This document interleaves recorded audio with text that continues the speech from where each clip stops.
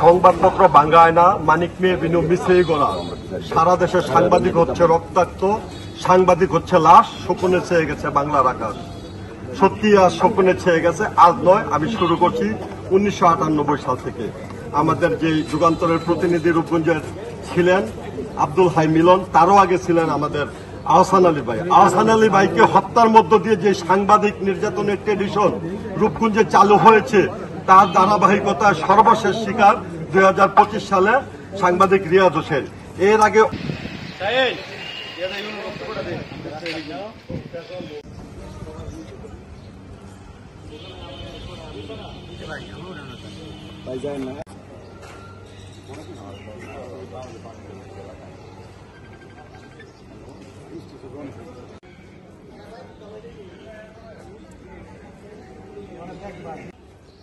আক্রোশিত হয়ে বিভিন্ন ভাবে তাদেরকে হত্যার জন্য বা বিভিন্ন ভাবে তাদের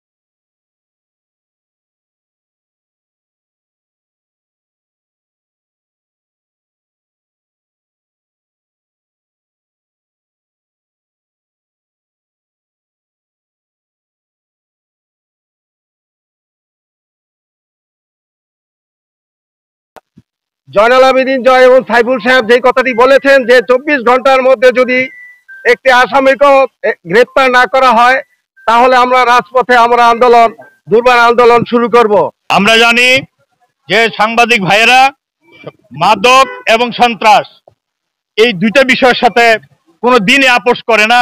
রূপগঞ্জের সাংবাদিক ভাইয়েরাও সংবাদ পরিবেশন করেন। রূপগঞ্জের সাংবাদিক রিয়াজ হোসেনের উপরে হামলা হয়েছে, এটা অত্যন্ত দুঃখজনক। তিনি এখন হাসপাতালে, তার আসামিরা বীর দর্পে ঘুরে বেড়াচ্ছেন। তিনি কান্নারত অবস্থায় আমাদেরকে জানিয়েছেন কিছুক্ষণ আগে যে তাকে কথা দিচ্ছি যারা এই হামলাকে চালিয়েছে তাদেরকে আমরা অচিরেই আমরা গ্রেপ্তার করবো এবং দৃষ্টান্তমূলক শাস্তির আওতায় নিয়ে আসবো, যাতে কোনো সাংবাদিকের উপর এই ধরনের হামলা না হয়।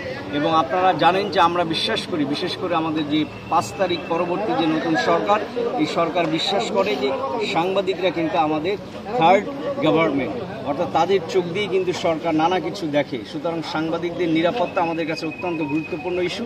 আমরা এটাকে অত্যন্ত কঠোরভাবে নিব এবং আমাদের এই যে শাস্তি, আপনাদের যে দাবিটি রয়েছে সেটি আমরা পূরণ করবো ইনশাআল্লাহ।